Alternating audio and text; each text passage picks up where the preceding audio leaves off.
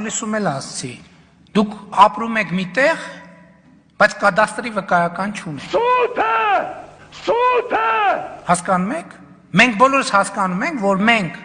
մեր շատ սիրելի հայրենիքում 30 տարի ապրում ենք միտեղ, որի կադաստրի վկայականը չունենք։ Սուտ է։ Մենք այսօր եթե ստացել ենք մի բան եւ ընդ որում Հայաստանը որպես պետություն իր բազմահազարամյա գոյության ընթացքում երբեք կադաստրի վկայական չի ունեցել։ Եթե այն ինչ որ մենք ուզում ենք անենք ստացվի, մենք պատմության մեջ առաջին անգամ կստանանք կադաստրի վկայական։ Մենք ապրում ենք միտեղ, որտեղ աշխարհում առնվազն մի քանի պետություն կա, որը մտածում է, որ երբ ուզի կասի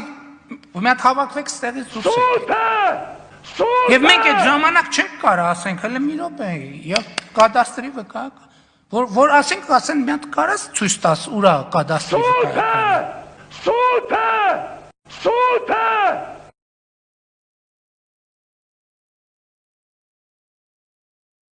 1920 թվականի օգոստոսի 10-ին Անգլիան, Ֆրանսիան, Իտալիան, Ճապոնիան եւ թուրքական կողմից Համիդ Փաշան, Ռիզա Թևֆիկ եւ Խալիլ Բեյերը ստորագրում են Սևրի դաշնագիրը։ Փաստաթղթով Օսմանյան Թուրքիան պաշտոնապես ընդունում էր, որ դաշնակից պետությունների օրինակով ճանաչում է Հայաստանը իբրև ազատ եւ անկախ պետություն։ Նաեւ կնքվում է համաձայնություն Թուրքիայի եւ Հայաստանի միջև սահմանի որոշումը հանձնել Ամերիկայի Միացյալ Նահանգների նախագահ Վուդրո Վիլսոնի իրավարար վճռին։ Դաշնագրի ստորագրումից ամիսներ անց 1920 թվականի նոյեմբերի 22-ին Վիլսոնը հրապարակեց այդ իրավարար վճիռը։ Այն նախատեսում էր Հայաստանին վերադարձնել Վանի, Բիթլիսի, Էրզրումի, Տրապիզոնի նահանգները, ընդհանուր առմամբ 90,000 քառակուսի կիլոմետր եւ ճանապարհ էր բացում դեպի Սև ծով։ Ճակատագրական փաստաթուղթը նպաստելու էր նաև հայկական հարցի լուծմանը, սակայն մնաց դիվանագիտական սեղանին։ Մի քանի օր անց Հայաստան մոտ գործեց Կարմիր բանակը։ Հայկական դիվանագիտական նվաճումներից մեկը համարվող այս փաստաթուղթը մինչ օրս չի բեկանվել ու հետևաբար չի կորցրել իրավական ուժը։